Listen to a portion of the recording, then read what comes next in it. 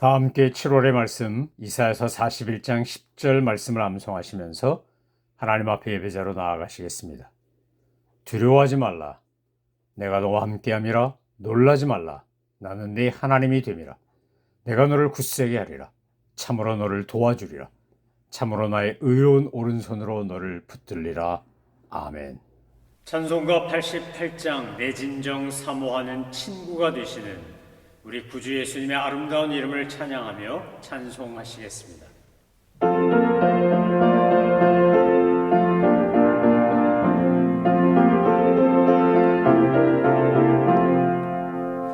내 진정 사모하는 친구가 되시는 구주 예수님은 아름다워라. 산 밑에 백합화요 빛나는 새벽별 주님 영원할 길 아주 없도다. 내 맘이 아플 적에 그 위로 되시며 나 외로울 때 좋은 친구라. 주는 저 산 밑에 백합 빛나는 새벽별 이 땅 위에 비길 곳이 없도다. 내 맘의 모든 염려 이 세상 고라고 주님 항상 같이 하여 주시고 시험을 당할 때에 악마의 계교를 즉시 물리치사 나를 지키네. 온 세상 날 버려도 주 예수 안 버려 끝까지 나를 도와보시니. 주는 저 산 밑에 백합 빛나는 새벽별 이 땅 위에 비길 곳이 없도다. 내 맘을 다하여서 주님을 따르면 길이 길이 나를 사랑하리니. 물불이 두렵지 않고 창검도 겁없네. 주는 높은 산성 내 방패시라. 내 영혼 먹이시는 그 은혜 누리고 나 친히 주를 뵙기 원하네. 주는 저 산 밑에 백합 빛나는 새벽별 이 땅 위에 비길 곳이 없도다.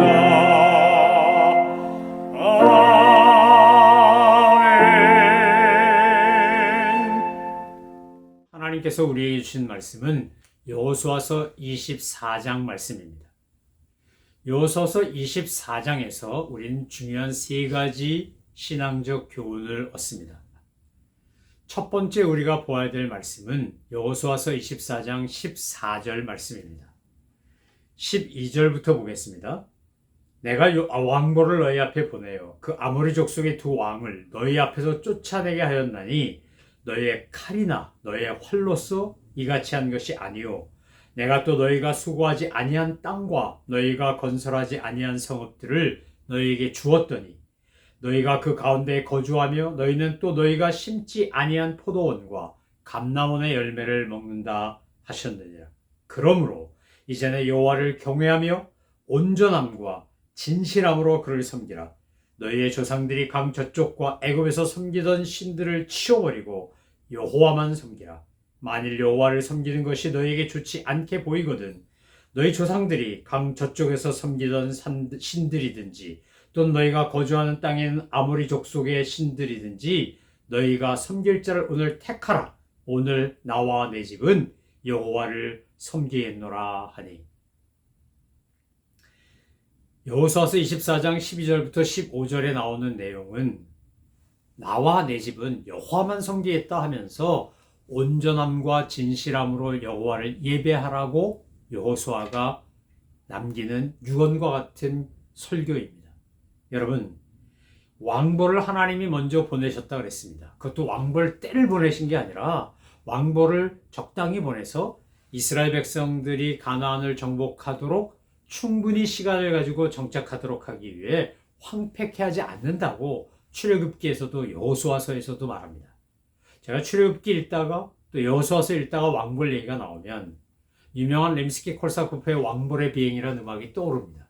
굉장히 빠른 속도로 피아노가 됐든 현악기가 됐든 그거 저렇게 빨리 치려면 빨리 켜려면 얼마나 연습을 해야 될까 할 정도로 참 굉장히 빠른 속도로 아주 흥미진진하게 진행되는 곡입니다. 그 곡을 들으면 또 성경을 읽으면 두 개가 연결이 돼서 생각이 나는데 하나님께서 자연환경까지 심지어 이런 생물까지 이용해서 이스라엘 백성들을 도우신 겁니다. 여러분 우리가 지금까지 살아온 거 가만히 돌이켜보십시오. 정말 하나님께서 일마다 때마다 간섭하시고 도와주시지 않았다면 어떻게 저와 여러분이 오늘 이 자리에서 살아갈 수 있을까요? 우리가 지금까지 살아오면서 날마다 하나님의 왕불도 보내시고 우박도 내리시고 뭐 태양도 멈추고 달도 멈추고 기가 막히게 아름답고 멋진 기적과 이사를 얼마나 많이 베푸셨습니까? 그걸 알면, 그걸 정말 경험했으면 우리가 해야 될 일이 있다는 겁니다. 여호수아가 이제 자기의 삶의 마지막 순간을 보면서 혼신의 힘을 다해 이스라엘 백성들에게 당부하는 겁니다. 설교하는 겁니다. 피를 토하는 심정으로 정말 자기의 모든 힘을 다 모아서 하는 겁니다. 자기도 돌아보면 애굽의 노예로 태어나 모세를 만나는 바람에 모세 시종이 되었고 모세 덕에 십계명을 비롯한 율법 받아올 때도 그는 그렇게 수행하는 은혜를 누렸고 나가서 적군과 싸움도 했고 이스라엘의 가나안 정복의 선봉장이 되고 장군이 돼서 지도자가 돼서 그걸 정복하는 데 앞장섰고 갈렙과 같은 기가 막히게 좋은 동지와 함께 이 어리고 젊은 자녀 세대들을 이끌고 가나안 땅의 12지파가 정착할 수 있도록 그 많은 일들을 여호수아는 일생도록 살아오면서 다 경험한 겁니다. 돌아보면 은혜 아닌 게 없는 겁니다. 돌아보면 하나님의 능력 아닌 게 없는 거예요. 어떻게 이렇게 했지? 어떻게 이렇게 이루었지? 생각해보면 내 능력 아니고 하나님의 은혜였고 능력이었다는 거예요. 그 고백을 하는 거예요. 그래서 너희가 건설하지 아니한 성읍들을 너희에게 하나님이 주셨다. 너희가 거주했다. 너희가 심지 아니한 포도원과 감람원의 열매를 먹지 않았느냐? 그러니 이제 여호와를 경외하며 온전함과 진실함으로 그를 섬겨라. 온전함과 진실함으로 하나님을 삶으로 예배해라. 너희가 수고하지 않은 것을 하나님이 주셨다면 이게 그냥 거저 주어진 공짜로 주어진 게 아니라 하나님의 놀라운 은혜이니까 은혜를 아는 자답게 온전함으로 진실함으로 예배하라고 그렇게 강조하는 겁니다. 여러분 한번 상상력을 동원해서 여호수아가 고별 설교를 하듯이 피를 토하듯이 정말 설교하고 있는 대목과 그 말을 듣고 있는 수많은 이스라엘 백성들을 그려보시기 바랍니다.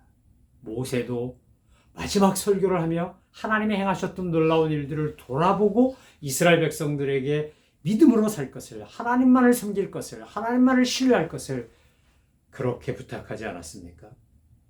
제가 태어나서 자라난 서울 영락교회 한경직 목사님이라는 어른 밑에서 신앙생활을 했습니다. 그분에게 많은 것을 배웠습니다. 근데 그분이 늘 마지막이 되면 하시는 말씀, 돌아가시기 전까지 계속해서 똑같은 말씀 강조하신 것이 딱 하나입니다. 그건 뭐냐면 예수님께 감사함으로 잘 믿으라는 거였습니다. 예수님의 십자가 은혜 감격함으로 잘 믿으라. 늘 그 어른이 하시는 말씀, 예수님 잘 믿으세요였습니다. 제대로 잘 믿으라고. 엉터리로 믿지 말고 대충 믿지 말고 그냥 믿는 둥 마는 둥 하지 말고 제대로 잘 믿으라. 하나님을 사랑하고 그 은혜에 감격하며 믿으라는 거였습니다. 사랑하는 성도 여러분, 이제 여호수아가 세상을 떠나면 여호수아와 함께 쌍배울이었던 갈렙이 여호수아의 역할을 대신할 수는 있습니다. 그러나 이스라엘 백성들이 볼 때 모세가 떠나고 여호수아가 떠나고 하는 그 과정에서 허전함을 느낄 수 있습니다. 그런데 여호수아가 강조한 건 뭡니까? 모세라는 지도자를 통해 또는 나를 통해 하나님이 역사하셨지만 이 모든 것은 하나님이 하신 것이다. 그 하나님을 온전함과 진실함으로 섬겨라. 절대로 너희가 애굽에서 보고 배웠던 그 이상한 우상들이나 이 가나안 족속들이 섬기는 이상한 우상들을 섬기지 말고 너희가 정말 섬겨야 될 분이 누군지 택해라. 너희가 누구를 택하든 나와 내 집은 오직 여호와만을 섬기겠다. 이렇게 고백하는 겁니다. 사랑하는 성도 여러분, 참된 예배는 뭐 어떤 형식이냐 어떤 모습이냐도 중요하지만 더 중요한 건 신령과 진정으로 드리는 겁니다. 온전함과 진실함으로 드리는 거예요. 사마리아 수가성 여인이 자기의 부끄러운 삶의 이야기를 감추고 싶어서 도망가잖아요. 대화 중에 영적인 걸로 도망가요. 멋있어 보이죠? 그럴듯해 보이죠? 굉장히 영성 있어 보이고 신앙심 깊어 보여요. 그런데 그거는 자기의 치부를 드러내고 예수님 앞에서 들통나기 싫어서 한 거죠. 어디서 예배를 드려야 됩니까? 그리심산입니까? 뭐 예루살렘입니까? 이러면서 아는 지식을 막 동원해 가면서 예수님께 이야기할 때 결국 예수님이 그 여인의 현실, 그 여인의 밑바닥을 드러내게 하시고 그리고 하신 말씀이 뭐였습니까? 여기도 아니고 저기도 아니다. 장소가 상관없다. 이 말이에요. 사실은 우리가 예배당에 모여서 예배드리는 것 장소 때문이 아니에요. 예배당에 모여서 우리가 하나님 앞에 신령과 진정으로 공동체적으로 예배드리기 위해서 모이는 거예요. 개인 예배를 드리든 가정 예배를 드리든 공동체 예배를 드리든 아무리 멋지고 화려하게 뭘 한다 할지라도 그곳에 온전함과 진실함이 없다면 그거는 죽은 예배예요. 하나님을 흠양하지 않으시는 예배예요. 하나님께 드려지는 예배가 아니에요. 신령과 진정으로 드리는 예배는 형식도 중요하지만 내용과 마음가짐이 더 중요해요. 사도 바울을 통하여 우리에게 주신 말씀은 뭐지요? 너희가 드릴 정말 참된 예배는 너희의 몸으로, 너희의 삶으로 하나님께 거룩한 산 제사를 드린 너의 일생을 통해 너희가 드릴 영적 예배를 제대로 드려라. 로마서 12장 1절로 2절에서 사도 바울이 강조한 것이 그것 아닙니까? 저는 여러분의 일상이 매일매일의 삶이 예배가 되기를 소망합니다. 하나님을 향한 감사함으로, 감격함으로, 온전함과 진실함으로 드릴 때 그때 그 예배가 하나님께 흠양되고 봉헌되는 예배가 아니겠습니까? 하나님이 기뻐 받으신 예배가 아니겠습니까? 가인과 아벨의 차이가 뭡니까? 가인은 곡식을 드려서 하나님이 안 받으시고 아벨은 짐승을 드려서 받으신 겁니까? 그런 엉터리 같은 해석이 어디 있겠습니까? 가인이 곡식을 드렸든 또는 아벨이 곡식을 드렸든 가인이 짐승을 드리고 또는 아벨이 짐승을 드리든 아무 상관없습니다. 중요한 것은 가인이 드린 예배와 아벨이 드린 예배의 차이는 온전함과 진실함이 있었느냐 없었느냐이라는 겁니다. 신령과 진정으로 드렸느냐 드리지 않았느냐는 거예요. 여러분 영어로 예배를 서비스라 그래요. 월십이라 그래요. 하나님 앞에 온전히 드리는 거죠. 온전히 드리는 것. 하나님 앞에 내 존재를 통하여 드리는 것. 그래서 여호와께 예배를 드릴 때 우리가 두 가지를 해야 돼요. 하나는 취해야 될 것이 있고 하나는 버려야 될 것이 있어요. 주님 앞에 드려서 온전한 예배를 드릴 때 우리가 취해야 될 건 뭐예요? 온전함과 진실함이에요. 신령과 진정이에요. 그런데 버려야 될 건요. 내 안에 있는 형식주의, 우상, 겉멋, 남에게 보이고자 하는 욕구 이런 거 다 버려야 돼요. 예수님이 뭐라 그러셨어요? 바리새인들이 와가지고 회당 맨 앞에 와서 막 손을 높이 들고 막 주님 저는 11조도 했고요. 모두 했고요. 모두 했고요. 모두 했고요. 막 자라 그냥. 죄인은 세리 같은 사람들은 저 뒤에서 고개도 쳐들지 못하고 그리고 주님 저는 죄인입니다. 죄인이고 부끄럽고 죄가 많지만 하나님께 그래도 예배하고 하나님의 은혜와 용서를 구하고 싶어서 이렇게 왔습니다. 주님이 예수님이 뭐라 그러셨어요? 저 바리새인들의 허위의식, 허례의식 하나님 안 기뻐한다는 거예요. 안 받으신다는 거예요. 도리어 눈물을 흘리는 죄인의 눈물을 주님은 보신다는 거죠. 여러분 우리가 교회 오고 신앙생활하고 그 연륜이 쌓여갈수록 두렵고 떨리는 게 뭘까요? 알맹이는 사라지고 껍데기만 남은 정말 진실함과 온전함은 사라지고 형식만 남은 살았으나 죽은 것과 진배 없는 그런 예배를 드리는 예배자가 될까봐 그런 신앙생활하는 사람이 될까봐 여러분 두렵지 않으십니까? 오늘 우리가 하나님 앞에 나올 때마다 예배 드릴 때마다 아니 일상이 예배가 되어야 되니까 매일매일의 삶을 살아갈 때마다 반드시 기억하실 거 있어요. 뭐라고요? 건설하지 않은 성읍들을 우리가 누리고 내가 심지 아니한 포도주와 감람원의 열매를 먹어요. 미국이나 캐나다나 영국이나 호주나 발달된 선진국 특히 정원이나 숲이 잘 보존되고 이런 데 사시는 분들 여러분 얼마나 감사해요. 내가 가꿨어요? 내가 심었어요? 내가 도로 닦았어요? 내가 행정 시스템 만들었어요? 내가 사회구조, 정치구조, 이 사회가 돌아가고 있는 모든 인프라스트럭처 이런 거 다 우리가 만들었어요? 여러분이 뭐 길 닦고 집 지셨어요? 아니잖아요. 우리 선배들이, 이민사회 같으면 이민 선배들이 와서 수고한 덕에 이민 후배들이 덕을 봐요. 여러분, 이 나라가 이렇게 되기까지 수고한 선배들이 있었기 때문에, 피 땀 흘려 노력한 사람들이 있었기 때문에 후손들이 덕을 봐요. 얼마나 감사해요. 내가 심지 않았는데, 내가 건설하지 않았는데 누리고 살잖아요. 하나님의 은혜고 부모님의 은혜고 선배들의 은혜죠. 앞선 이들의 땀과 수고에 대한 감사죠. 그래서 먼저 가신 분들, 먼저 하신 분들을 존경하고 따라가야 해요. 함부로 무시하면 안 돼요. 오늘 하나님께서 행하신 모든 것을 기억하라는 거예요. 여호수아의 말은 아주 간단해요. 너희가 누리고 있는 이 모든 것 하나님이 하신 거다. 너희가 맛보고 있는 이 모든 것 하나님이 주신 거다. 우리의 생명도, 우리의 존재도, 우리가 누리는 모든 것도 다 하나님의 은혜다. 그러니 은혜를 잊지 말고 하나님 앞에 진실함으로, 온전함으로, 거룩과 순결함으로, 신령과 진정으로 최선을 다한 감사의 표시로 하나님께 예배하라는 거예요. 하나님을 섬기라는 거예요. 삶이, 너의 삶이 예배가 되게 하라는 거예요. 사랑하는 성도 여러분, 오늘 우리에게 베푸신 은혜를 기억하십시다. 정말 그 은혜에 감격하며 감사할 줄 아는 우리 모두가 되기를 소망합니다. 집에서 강아지 한 마리를 길러봐도 밥 주는 주인에게 얼마나 충성을 하는지, 잠깐 나갔다 와도요, 세상에 뭐 몇십 년 만에 이산가족 상봉하듯 그렇게 깡충깡충 찌고 꼬리를 치고 기뻐하고 반기는 걸 볼 때마다 반성이 돼요. 야, 하나님을 우리는 이렇게 기뻐하나? 하나님 앞에 나오는 걸 정말 사모하나? 예배드림이 기쁨인가? 하나님 앞에 예배하는 것을 사모하는가? 특히 팬데믹이 오고 나서 온라인 서비스를 열심히 하다 보니까 그만 예배 드리러 예배당에 오지 않아도 인터넷에만 들어가면 온갖 설교, 온갖 예배, 별의별 게 다 떠 있어요. 손가락 하나 클릭만 하면 돼요. 아주 편하네. 그러고 예배를 경홀히 여기고 있지는 않은지, 하나님의 몸된 교회를 세우고 섬기는 일을 게을리하고 있지는 않은지. 사랑하는 성도 여러분, 자기가 관심 있고 자기가 사랑하는 일은 시키지 않아도 밤낮 없이 그 생각을 해요. 주식 투자하는 분들은 맨날 주식 차트 보고요. 애 교육시키고 유치원 보낸 분은 맨날 그거 보고요. 노후를 위하여 준비하는 분들은 그거 준비하고요. 취미생활하는 분들은 다 그거만 봐요. 저도 처음에 바둑을 처음 배웠는데 이게 누우면 천정이요, 바둑판으로 보이더라고요. 까만 거, 까만 돌, 하얀 돌.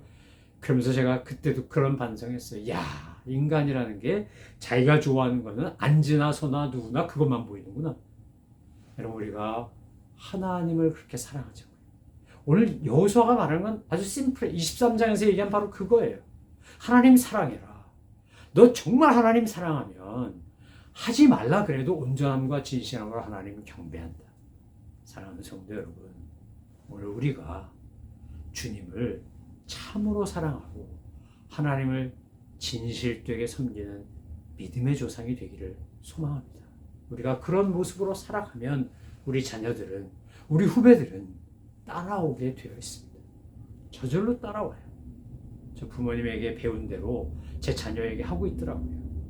저희 부모님이 이북에서 피난 내려오고 어려운 시절을 겪었기 때문에 음식 남기는 걸 용납하지 않았어요. 먹을 만큼 가져가서 깨끗이 먹으라는 거였어요. 정말 설거지할 게 없을 정도로. 그렇게 평생 살았더니 저도 제 자녀에게 저도 모르는 사이에 그렇게 가르치고 있더라고요. 먹을 만큼 가져가서 덜어먹고 다 먹어라. 깨끗하게 먹어라. 남기지 마라. 이 쌀 한 톨 만들기까지 얼마나 농부들이 수고하는 줄 아느냐? 이게 그냥 생기는 줄 아느냐? 이러면서 잔소리를 하고 있더라고요. 여러분, 우리가 믿음의 본을 보이면 자녀들이 따라와요. 우리들의 믿음의 본의 1번이 뭡니까? 여호와를 경외하는 것, 온전함과 진실함으로 섬기는 거예요. 그렇게 믿음의 길을 걸어가셔서 후손들에게 믿음의 조상이 되어 복의 근원이 되시는 우리 모든 믿음의 식구들 되기를 소망하며 축원합니다. 기도하겠습니다. 하나님 아버지, 감사합니다. 하나님을 경외하며 살게 하여 주옵소서. 온전함과 진실함으로 하나님만을 섬기게 하여 주옵소서. 감사드리며 예수 그리스도의 이름으로 기도 올려옵나이다. 아멘. 하늘에 계신 우리 아버지, 아버지의 이름을 거룩하게 하시며 아버지의 나라가 오게 하시며 아버지의 뜻이 하늘에서와 같이 땅에서도 이루어지게 하소서. 오늘 우리에게 일용할 양식을 주시고 우리가 우리에게 잘못한 사람을 용서해 준 것 같이 우리 죄를 용서하여 주시고 우리를 시험에 빠지지 않게 하시고 악에서 구하소서. 나라와 권능과 영광이 영원히 아버지의 것입니다. 아멘.